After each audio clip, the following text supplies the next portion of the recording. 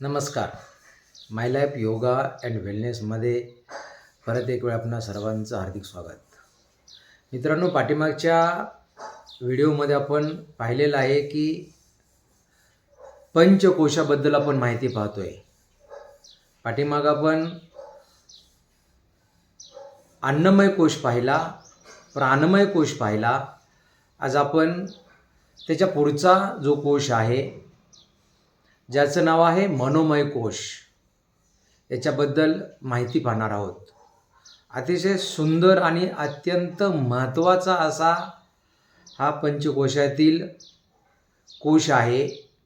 तर मनोमय कोश पंचकोशातील खालून आणि वरून तिसऱ्या क्रमांकाचा कोश आहे. पहिले दोन जे कोश आहेत ते स्थूल आहेत, त्याच्यानंतर वरचे जे कोश आहेत ते अतिशय सूक्ष्म आहेत. आणि ह्या दोन्हीही कोशांना जोडण्याचं काम, वरच्या दोन आणि खालच्या दोन आणि हे चार कोशांना जोडण्याचं काम जो कोश करतोय तो कोश म्हणजे मनोमय कोश होय. बघा, याच्यामध्ये 5 कर्मेंद्रियांचा व 5 ज्ञानेंद्रियांचा वापर होतो किंवा उपयोग होतो. 5 कर्मेंद्रिय आपली कुठली आहेत? मुख, हात, पाय, उपस्थ व पायू, ज्याला आपण जननेंद्रिय व गुदद्वार म्हणतो किंवा गुदामार्ग म्हणतो, याचा समावेश होतो. आणि त्याचबरोबर अहंकाराचा सुद्धा या मनोमय कोशामध्ये समावेश होतो. यामध्ये सर्व कर्मेंद्रिये आणि त्यांच्या शक्तीचा बोध होतोय.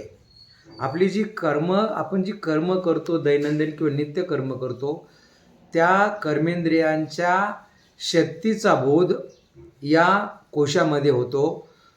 मनामध्ये आपल्या साऱ्या कल्पना येतात, योजना येतात किंवा अनेक इच्छा निर्माण होतात.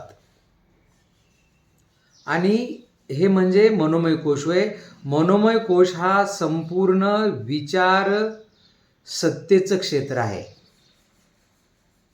यामध्ये मनाचे 3 स्तर सांगितलेले आहेत.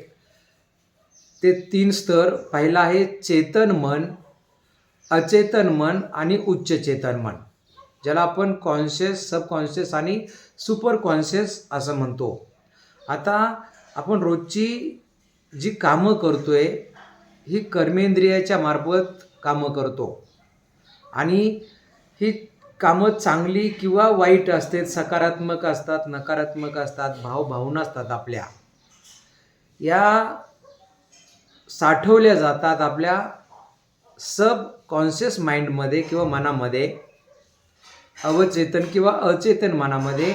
आणि त्या साठवल्यामुळं त्याच पद्धतीनं आपलं पुढचं कामं किंवा कर्म होतात. त्या विचार आपले तसे होतात, भावना तशा होतात. आणि जसं विचार तसं आपलं कर्म होतं. म्हणजे चेतन मन, अवचेतन किंवा अचेतन मन आणि उच्च चेतन मन. आपलं मन उच्च चेतन कसं होईल त्याच्यासाठी आपल्याला काम करणं गरजेचं आहे. बघा, यामध्ये मन, बुद्धी आणि चित्त या तिन्हींचा संगम होतोय. मन काय करतं? कल्पना करतं.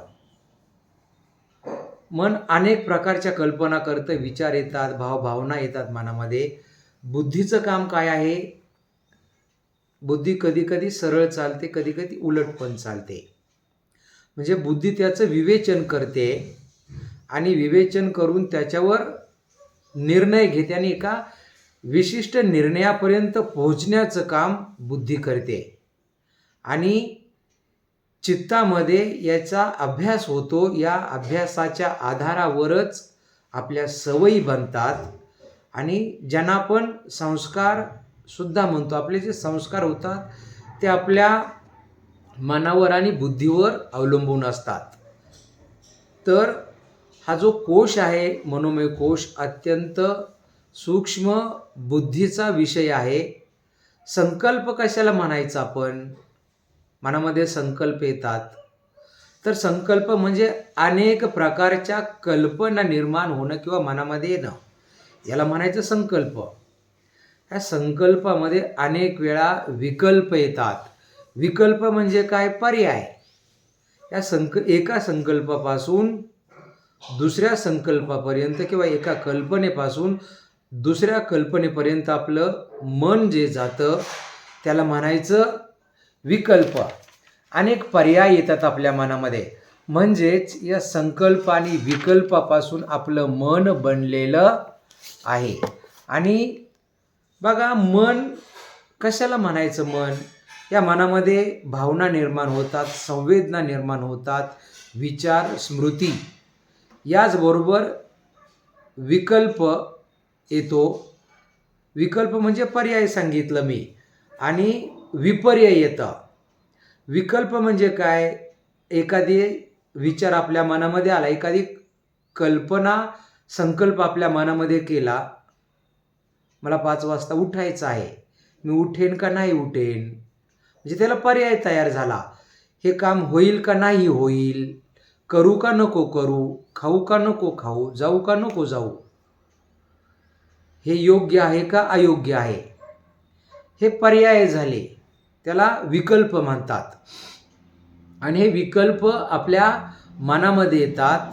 त्याचबरोबर भावना, आपण नाट्यशास्त्राचा जर अभ्यास केला असेल तर त्याच्यामध्ये जे आपले नाटककार किंवा अभिनय करणारे कलाकार असतात, त्याच्यामध्ये नाट्यशास्त्रामध्ये 9 रस सांगितलेले आहेत.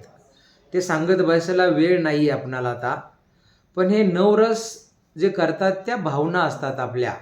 म्हणजे त्याच्यामध्ये रौद्र रस, वात्सल्य रस, वीर रस, हास्य रस, शृंगार रस, शांत रस, करुण रस, बिभत्स रस, हे सगळे 9 जे रस आहेत ते कलाकार आपल्या भावना व्यक्त करत असतात.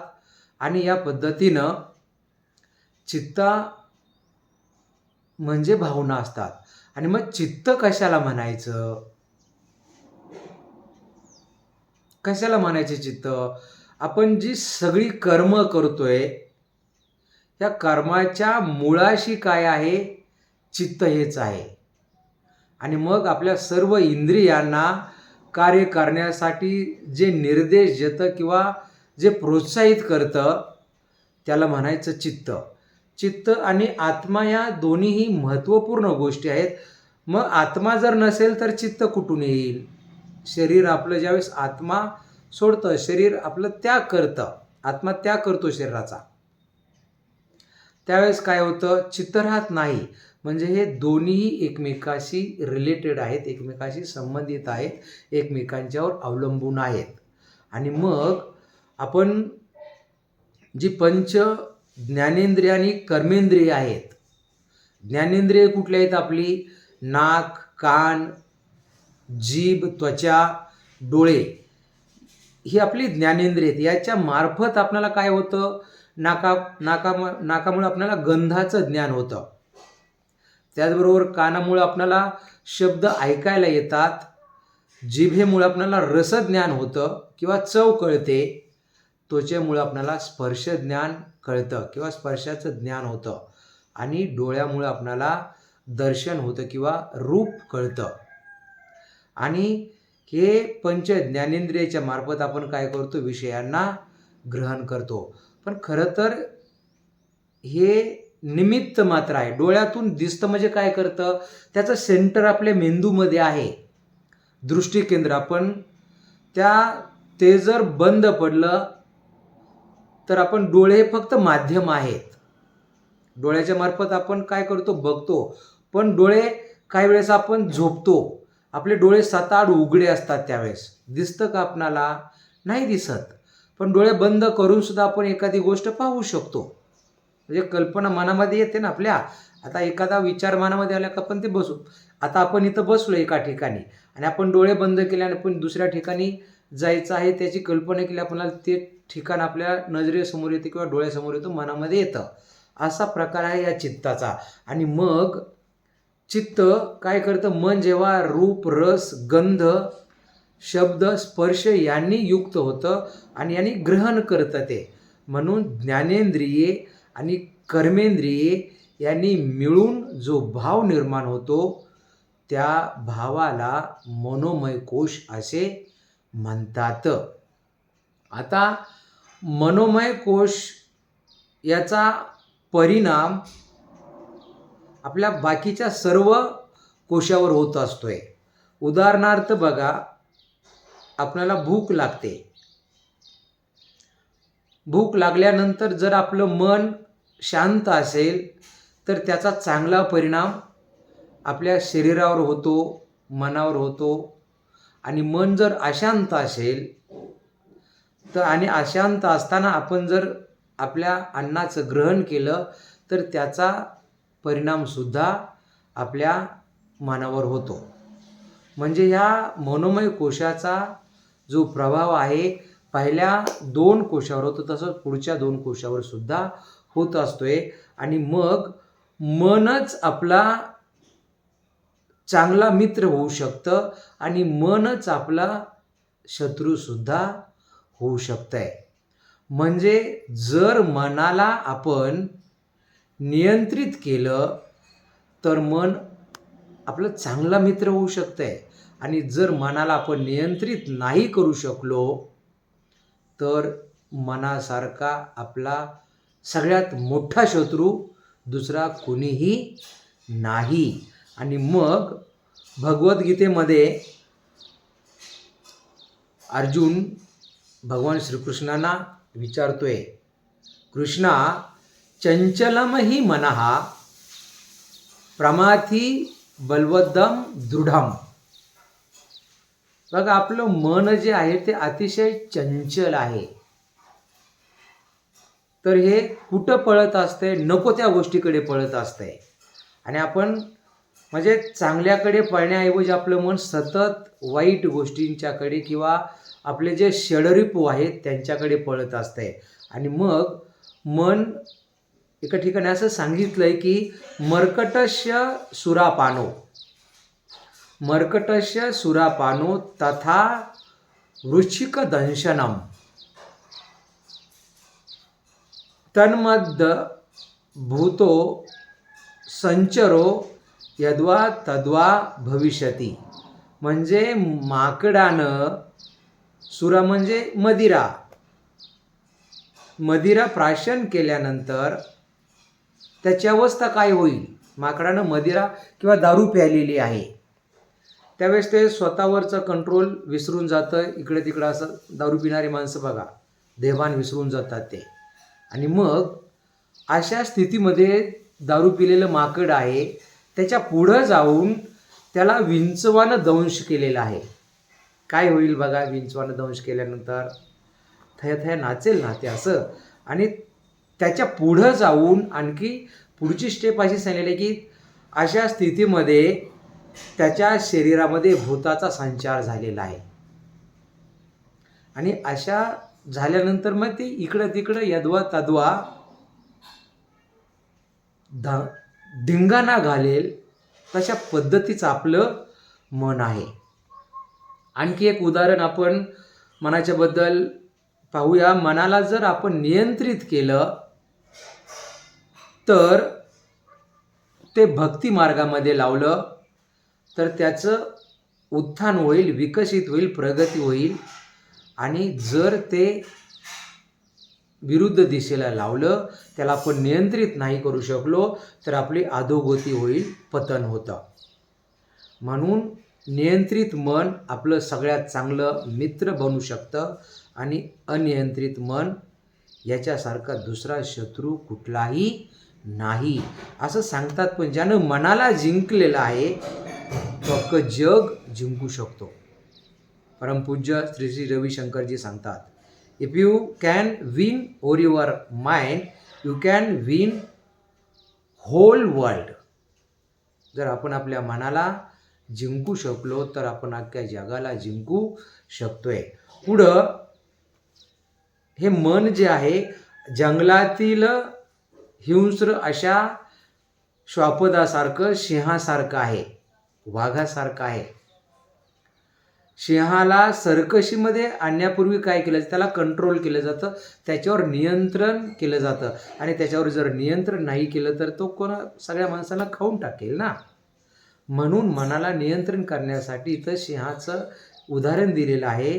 रिंग मास्टर काय करतो, त्याला जंगलातून पकडून आणलं जातो आणि एका पिंजऱ्यात ठेवलं जातं त्या सिंहाला. अनेक दिवस त्याला उपाशी ठेवलं जातं. उपाशी ठेवल्यानंतर त्याचं काय होतं, तो भूक लागल्यानंतर असे सिंहगर्जना करतो, इकडे तिकडे पिंजऱ्यात धावतो, अटॅक करायचा प्रयत्न करतो, पण पिंजऱ्यात असल्यामुळे काय करू शकत नाही. हळूहळू उपाशी राहून राहून त्याची शक्ती काय होते, क्षीण होते किंवा शक्ती कमी होऊन जाते आणि तो वीक होतो, अशक्त होतो. आणि अशक्त झाल्यानंतर मग तो मांजरासारखा म्याव म्याव करायला लागतो, ओरडू शकत नाही, त्याचा आवाज कमी होतो. आणि मग रिंग मास्टर आतमध्ये प्रवेश करतो त्या पिंजऱ्यामध्ये, त्याच्या हातात चाबूक असतो, तो त्या सिंहाला चाबकाने फटके मारतो आणि ते काही करू शकत नाही, एवढी क्षमताच नसते त्या सिंहामध्ये. आणि मग त्याला ट्रेनिंग द्यायला सुरुवात करतो आणि ट्रेनिंग देताना त्याला खायला पण घालतो, जेवायला देतो त्याला. आणि मग जेवायला दिल्यानंतर सिंहाला कळतं ही व्यक्ती आपणाला जेवायला घालते म्हणजे आपण याच्यावर हल्ला करायला नको. आणि मग रिंग मास्टर त्या सिंहाला ज्या पद्धतीनं त्याला पाहिजे तसं ट्रेनिंग देतो आणि सिंह तयार होतो. तसंच नाव सेम स्टोरी, आपलं मनसुद्धा तसंच आहे. मनाची अवस्था तशीच आहे. आणि मनाचं खाद्य काय आहे, मनाचं आपल्या जीवनाचं सार्थक कशामध्ये आहे, कल्याण कशामध्ये आहे, योग्य काय अयोग्य काय, काय कुठलं खायला द्यायचं आपल्या मनाला, ते जर आपणाला लक्षात आलं, ते जर कळालं, तर आपण आपल्या मनावर विजय मिळवू शकतो. आणि मनावर विजय मिळवल्यानंतर आपण आपल्याला जे पाहिजे ते करू शकतो. आणि मग मनावर आता आपण बघितलं, मन, भावना, संवेदना, विचार, स्मृती कशी आहे, अनेक चांगल्या गोष्टी आपण लक्षात ठेवत नाही, वाईट गोष्टी आपण आपल्या मनामध्ये ठेवतो किंवा लक्षात ठेवतो. 100 वेळा मदत केली असेल एखाद्याने आपणाला, पण 101वी वेळ जी असते ती आपल्याला मदत करू शकत नाही, तर तेच आपण लक्षात ठेवतो. आणि पुढं विपर्य म्हणजे काय आहे बघा, संकल्प बघितलं, विकल्प बघितलं, मनामध्ये विपर्य पण येतात. विपर्य म्हणजे काय, रॉंग नॉलेज, चुकीचं ज्ञान. आपण बघा काय होतं, एखाद्याला आपण जवळचा मित्र समजतो, पण खरं तर तो मित्र नसतो, ते नंतर कळतं आपणाला. जवळचा मित्र असतो परंतु तो खरा मित्र नसतो, मित्राच्या रूपामध्ये शत्रू पण असतो. एखाद्याला आपण शत्रू समजतो पण तो आपला मित्र असतोय. म्हणजे आपण काय केलं, त्याच्याबद्दलच्या ज्या आपल्या भावना, विचार जे केले ते कसे आहे, चुकीचे झाले, म्हणजे चुकीचं ज्ञान आपल्याला त्याच्यामुळे होतं. म्हणजे मित्र आपला शत्रू निघाला आणि शत्रू आपला मित्र निघाला. म्हणजे काय आहे बघा, आपलं शरीर जे आहे हे कायमस्वरूपी टिकणार आहे का, आपली इंद्रिय कायमस्वरूपी टिकणारे आहेत का, आपण लाड कोणाचे करतोय, शरीराचे लाड करतोय, इंद्रियांचे लाड करतोय, मनाचे लाड करतोय.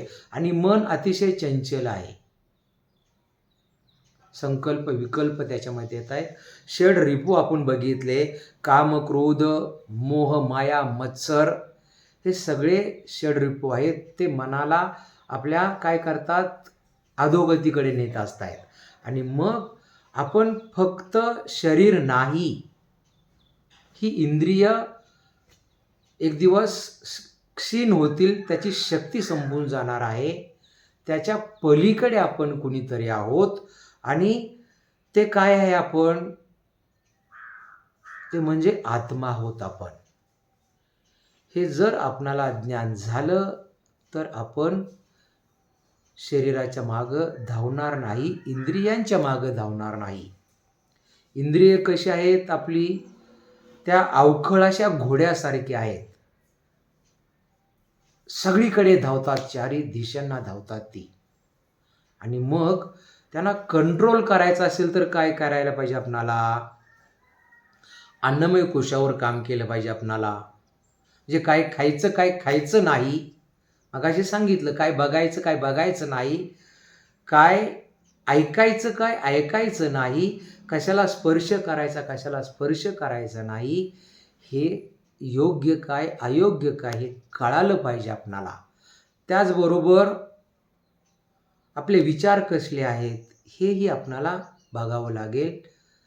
जे इंद्रिय आपली कर्मेंद्रिय आणि ज्ञानेंद्रिय आहेत ती वेगवेगळ्या विषयांच्या पाठीमागं धावतात आणि त्यांना कंट्रोल करण्यासाठी आपणाला काय करायला पाहिजे, मग प्राणायाम केलं पाहिजे, अन्नमय कोशावर काम करायला पाहिजे. त्याच्यानंतर मनोमय कोशावर काम करायला पाहिजे, प्राणमय कोशावर काम करायला पाहिजे. प्राणमय कोश म्हणजे बघा, आपल्याला राग आला की आपलं श्वास कसा चालला, अतिशय जोरात चालतो. मनामध्ये वाईट विचार आले की दुःख होतं. आणि मग हे विचार आपले जर आपल्या ताब्यामध्ये ठेवायचे असतील तर आपल्याला अन्नमय कोशावर काम करायला पाहिजे, त्याच्यानंतर प्राणमय कोशावर काम करायला पाहिजे. जर आपण आपल्या श्वासावर नियंत्रण केलं तर आपण आपल्या मनावर नियंत्रण करू शकतो. हे बघितले पाठीमागं आपण. तर मग अन्नमय कोशावर काम करा, प्राणमय कोशावर काम करा. आणि प्राणमय कोशापेक्षा सूक्ष्म असा कोश आहे तो म्हणजे मनोमय कोश. आपल्या चित्ताचे 3 प्रकार सांगितले. प्रख्याशील चित्त, ज्याला सत्व गुण त्याच्यामध्ये असतात, हे काय करतं, धर्म ज्ञान वैराग्य या चांगल्या कामाकडे आपल्याला प्रवृत्त करतं. दुसरं ज्या चित्ताचा प्रकार आहे प्रवृत्तीशील, हे रजोगुणी याच्यामध्ये असतात, रजोगुण याच्यामध्ये आहे. तर हे काय करतं, विषयांच्या किंवा भोगांच्या मागं आपली प्रवृत्ती निर्माण होते. आणि स्थितिशील चित्त म्हणजे तमोगुणी, याच्यामध्ये काही आपण वाईट कामं करणं, मग सांगितलं षड्रिपू, अधर्म, अज्ञान, अनैश्वर याच्याकडे आपली धाव असते. आणि म्हणजे चित्ताला जर प्रख्याशील सद्गुणाकडे नेलं, सत्वगुणाकडे नेलं, तमोगुण आपण सोडून दिला तर आपण मनोमय कोशावर काम करू शकतो. म्हणजेच एक भजन आहे, तोरा मन दर्पण कहलाए, भले बुरे कर्मों को देखे और दिखलाए. आपलं मनच आहे आरशासारखं, आणि त्या आरशामध्ये आपल्याला जसं आपलं सगळं दिसतं त्या पद्धतीनं आपलं मन आरशासारखं आहे. आपल्या चांगल्या वाईट योग्य अयोग्य सगळ्या कर्मांना दाखवतं. आणि मग आपण सांगतो जसं कर्म तसं फळ, कर्माचं फळ मिळणारच आहे, आज ना उद्या, भले उशिरा ते उगवेल पण ते मिळणारच आहे. तर या पद्धतीनं मनोमय कोशावर काम केल्यानंतर आपला पुढचा जो कोश आहे तो विज्ञानमय कोश आहे.